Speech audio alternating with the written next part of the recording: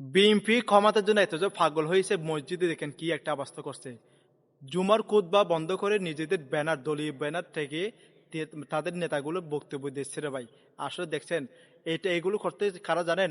এই যে আওয়ামী সরকারের যে কিছু চামচা ছিল না, নেতা ছিল না, তারা এই কাজগুলো করতো।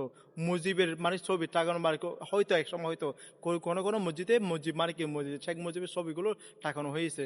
তারা দেখে খালাদা জিয়া রহমান বিএনপির একটা বিএনপি ব্যানার থেকে খুতবার স্লোগানে বন্ধ বন্ধ করে তাদের নেতা কর্মী সেখানে বক্তব্য দিচ্ছে রে ভাই। এগুলো কি দরকার? আপনারা নিজেরা বলেন না, আমাদের বিএনপির দল সেই বড় কোনো দল এই দেশে নাই। আমরা নিশ্চিত এই দেশে আমরা নিশ্চিতে আমরা জয়লাভ করব। তাহলে আমাদের এত ভয় কেন? আপনারা এখানে মসজিদে খুতবা বন্ধ করে আপনাদের বক্তব্য মানুষকে বোঝানোর চেষ্টা করতে, আমরা যদি ভালো করে থাকেন আগামীতে আপনারা ক্ষমতা ছিলেন, যদি আপনারা ভালো করতে আপনি নিশ্চিতে থাকেন না, আপনি মাঠে ময়দানে বক্তব্য দিচ্ছে তা হচ্ছে না, মসজিদে গিয়ে শেষ পর্যন্ত মসজিদে গিয়ে আপনাদের বক্তব্য দিতে হবে। আপনারা এত নির্লজ্জ কিভাবে হতেছে না আমরা আসলে বুঝতেছি না। একটা মসজিদে গিয়ে ব্যানার, নিজেদের দলীয় ব্যানার, সেখানে আল্লাহর কথা হবে, রসুলের কথা হবে, সেখানে আপনারা ব্যানার থেকে আপনারা কথা বলছেন। আসলে এটা কি বোঝাতেছেন আপনারা আসলে জনগণকে?